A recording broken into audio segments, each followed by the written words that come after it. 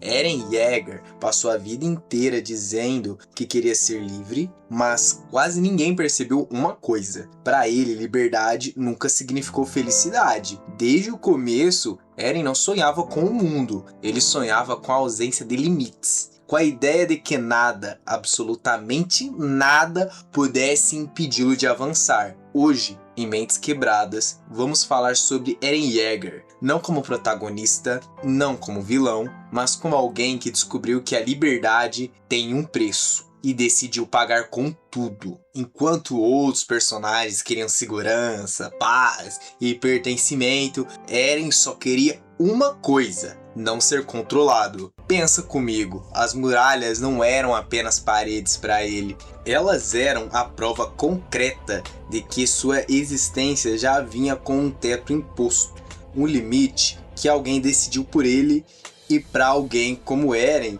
isso era insuportável. Mas aqui está o ponto que define toda a mente quebrada dele. O ponto que muita gente ignora: Eren nunca odiou os titãs apenas pelo que eles fizeram. Ele os odiava porque existiam, porque a simples presença deles limitava sua liberdade. Quando o Titã Colossal destrói a muralha, Eren não perde só a mãe, ele perde a ilusão de que um dia poderia ser livre dentro daquelas paredes. E sabe o que é mais triste? Eren começa a acreditar numa lógica extremamente simples, infantil até, mas perigosa. Se eu destruir todos os inimigos, serei finalmente livre? É assim que uma criança pensa, preto no branco. Elimina o problema, acabou. Mas o mundo nunca funciona assim. E Eren vai demorar anos para entender isso. Ou talvez ele nunca tenha entendido de verdade. Então, Eren descobre a verdade. O mundo além das muralhas existe. Sempre existiu. E não é um campo aberto esperando por ele. É maior, mais complexo e igualmente opressor. Quando Eren finalmente viu o mar, todo mundo esperava euforia, lágrimas de alegria, realização. Mas olha o rosto dele naquela cena. Não tem alegria, tem frustração, porque do outro lado daquele mar tem mais gente, mais países, mais sistemas, mais prisões. A liberdade que ele sonhava simplesmente não existia, nunca existiu. E é aqui que algo fundamental se quebra dentro dele. Não é raiva, não é desespero, é resignação. Nesse momento nasce o Eren que muitos passam a chamar de vilão. Mas sabe o que é mais assustador? Eren não muda de objetivo, ele só amadurece o método. A liberdade, antes abstrata, romântica,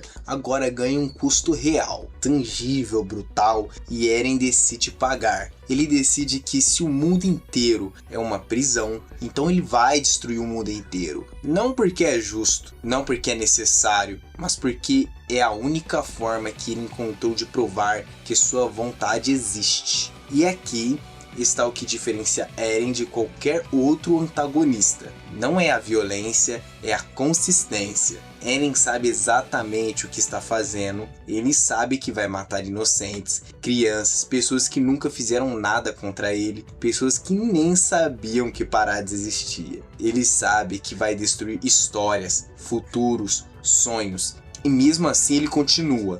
Porque para Eren a liberdade nunca foi sobre moral, nunca foi sobre certo ou errado. Foi sempre sobre vontade. A vontade de existir sem correntes, sem limites, sem ninguém dizendo você não pode. É aqui que é a verdade mais desconfortável sobre ele. Eren não enlouquece, ele aceita. Aceita que para existir da forma que ele sempre quis, precisa se tornar aquilo que o mundo jamais perdoaria. Quando Eren diz, eu vou continuar avançando, não é bravata, não é discurso épico, é resignação. Ele não avança porque acredita que é o certo, ele avança porque parar significaria admitir que sempre foi prisioneiro. E isso para ele é inaceitável.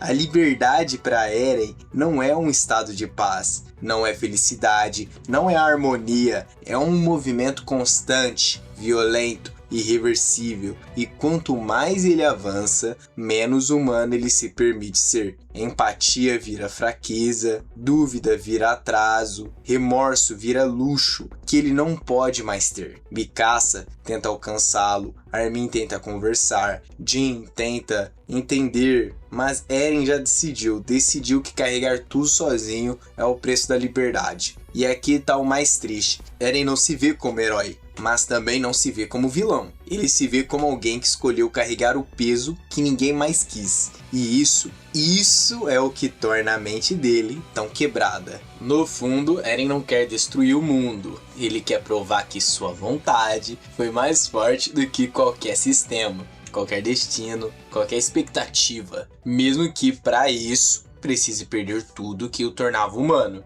Amizade, inocência, a capacidade de hesitar. Sabe o que mais dói? Eren não consegue o que sempre quis. Ele se torna livre de verdade. Ninguém pode mais pará-lo, ninguém pode mais controlá-lo, ninguém pode mais dizer o que ele pode ou não fazer, mas é uma liberdade vazia, sem retorno, sem reconciliação, sem redenção confortável, sem as pessoas que amavam ele, sem a versão dele que acreditava em algo além de avançar. E talvez essa seja a mensagem mais cruel de Attack on Titan. Às vezes a liberdade não te salva, ela apenas revela até onde você está disposto a ir, quando para de se importar com quem você se torna no caminho. Eren não foi corrompido pelo poder dos titãs, ele foi consumido pela própria definição de liberdade.